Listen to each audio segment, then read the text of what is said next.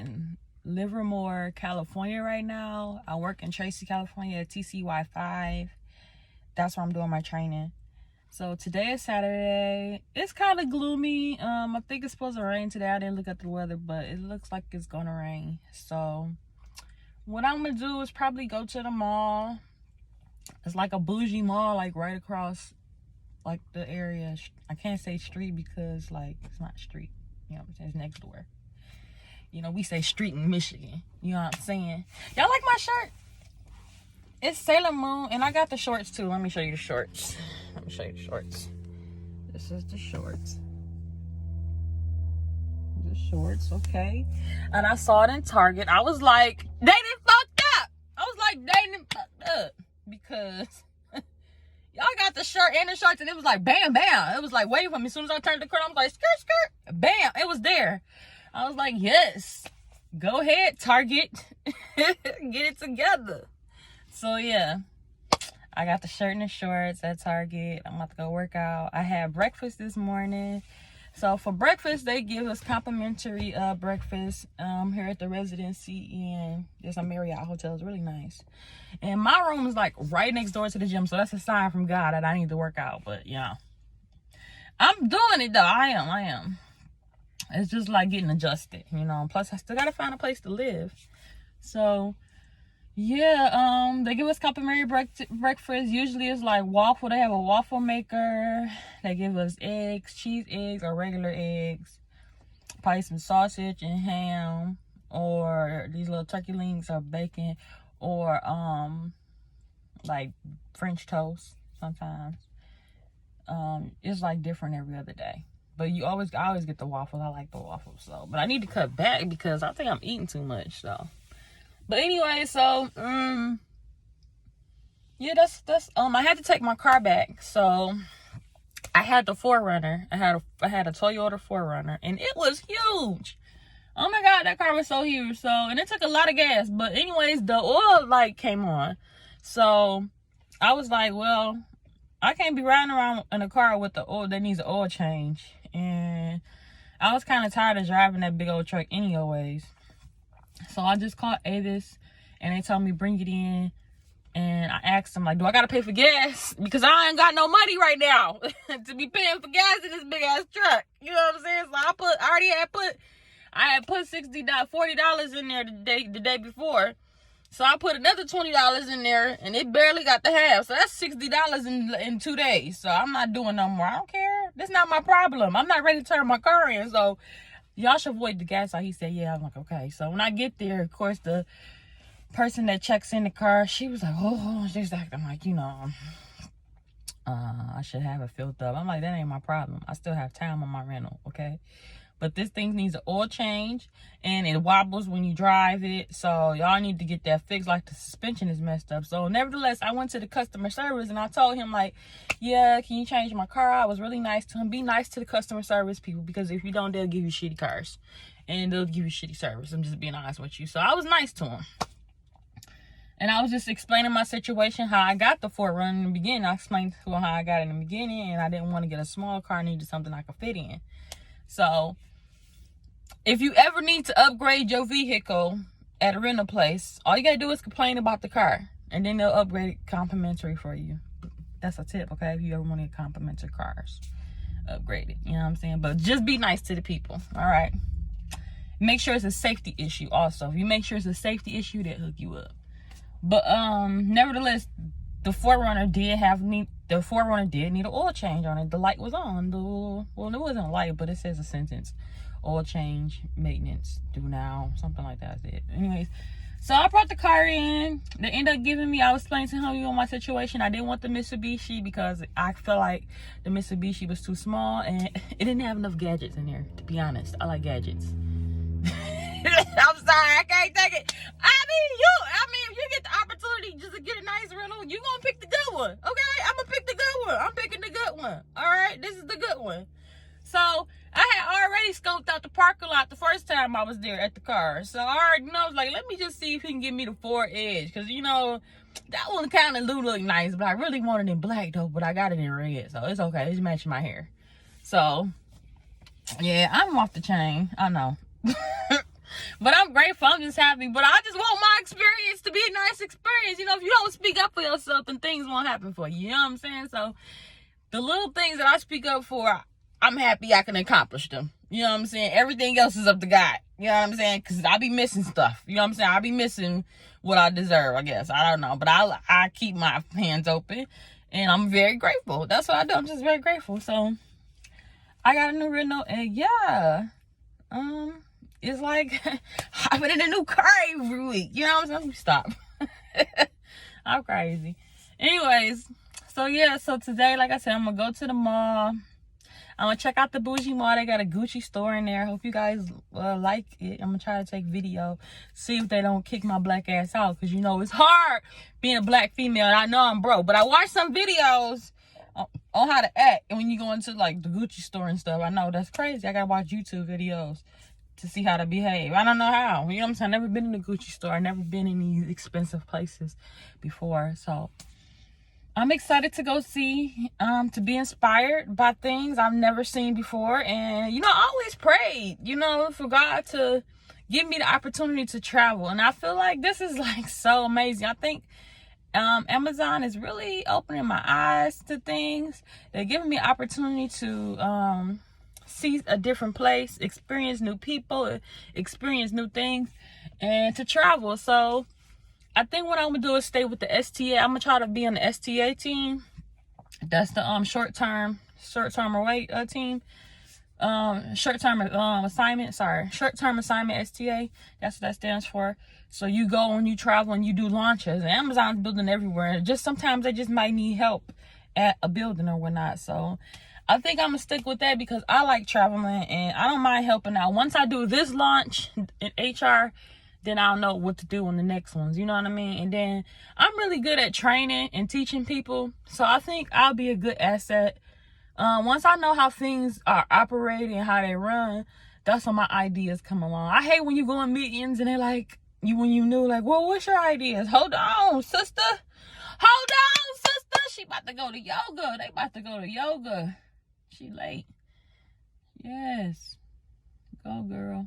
Anyways, I got my yoga mat in the hotel. But I hate when you go in meetings and be like, hold on, sister girl. Hold on, brother man. I just got here. Let me see how y'all do things first. Let me see how y'all operate. Let me think about it. Let me correct it first. You know what I'm saying? Let me learn it. And then, you know what I'm saying, I'll give you all the ideas and opportunities that you may think I may have. I can give to you. You know what I mean? So, yeah.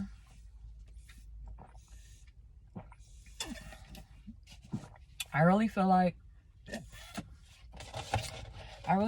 things are looking up. I still have to find a place to stay. I have the app roommates.com. And then I look on Facebook Messenger.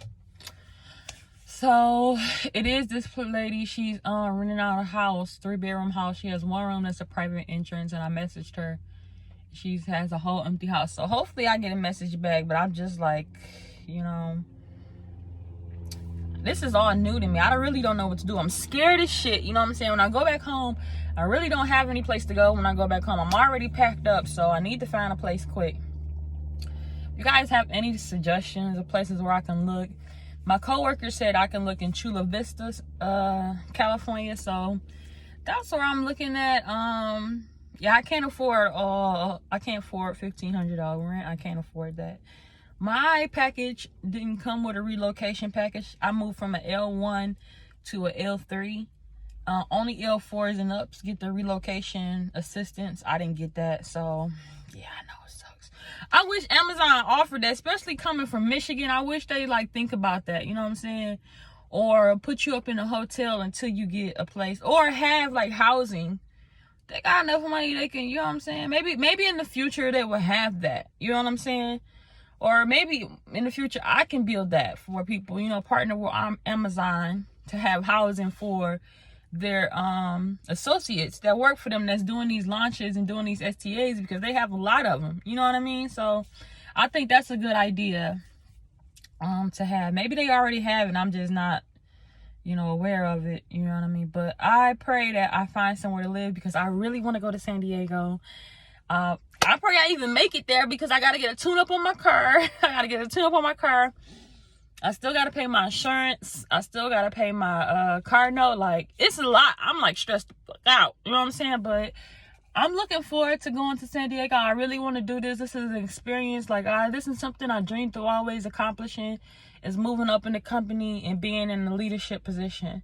Even though I'm not living out my dream of being an artist, an actress, or, you know, a musician, even though that's truly my heart is acting and music and entertainment. That's my heart right there. And, you know, modeling, I like modeling, and I like all creative arts things. I'm about to cry because, like, I'm not doing that, you know what I'm saying? But I'm surviving, you know what I'm saying? So this is good for me. I'm really excited. I'm very smart, and I'm gonna use my smarts at this job. This is cool. This is great for me. This is a great opportunity. And I just hope everything works out. You know what I'm saying? So yeah, that's how my Amazon launch experience is going so far. I guess I'll check in a few days. I don't know if I can vlog every day.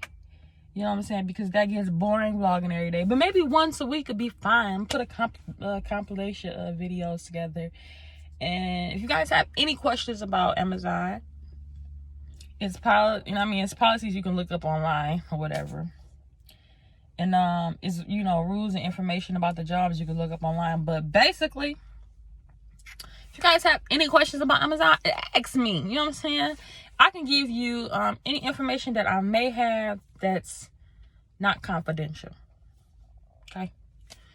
Look, let me tell you guys a little bit about how I got the promotion, because I should have started off like that. You know what I'm saying? How I got the promotion. So first, I started at Amazon November 2019. That's when I started in Amazon. I started off as an L1. I was on the floor as an FC, a fulfillment associate. So with that, I started off in packing on those long rows. If you ever worked at Amazon, you know what I'm talking about. I started off in outbound packing on AFE, and I went from that to becoming an ambassador, because I heard that was the steps that you needed to take to move up in the company. Now, when I first started Amazon, how they did orientation was they had like big groups of people come in, and we go and sit in the room, and they stand at a podium, and they stand up at a projector, and they project like screen slides on the projector, and they were like introducing the company to us. And it was just like the staff were all together, all the different departments. They introduced themselves to everybody in a group setting. So when I came to Amazon, I was like, oh, this is cool. I want to do that part. You know what I'm saying? Like the onboarding process. I didn't know that's what it was called at the time. So it's called the onboarding process. I wanted to do that. And that's part of HR or whatnot. So I didn't know how to get there. I was like, well, I don't know how to get there. I didn't think I was on lasting at Amazon. So I just kind of put it in the back of my mind. You know what I'm saying? Let me just work the job first. So that's what I did. So I worked on the floor. Then COVID hit. I was the ambassador by this time. When COVID came, oh my God, it got empty in there. It was just like ghost town in there all of a sudden. And then all of a sudden, everybody needed a job. And then next thing you know, we was training every week, just mass amounts of people. And I was just like, oh my God, it was a revolving door after a while. After a while, it was just a revolving door. So then I was moving around at Amazon. I went on the dock. I went to VRES. I sent the returns.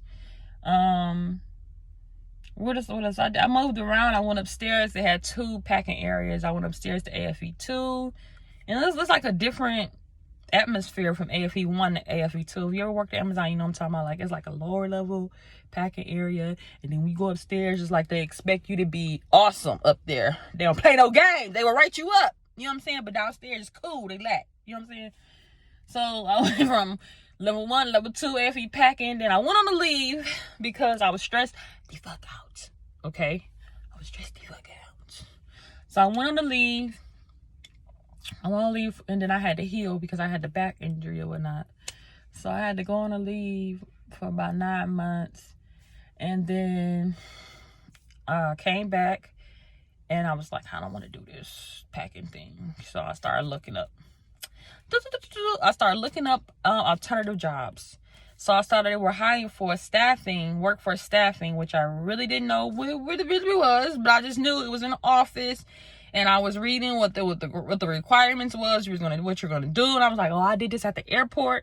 I kind of can do this.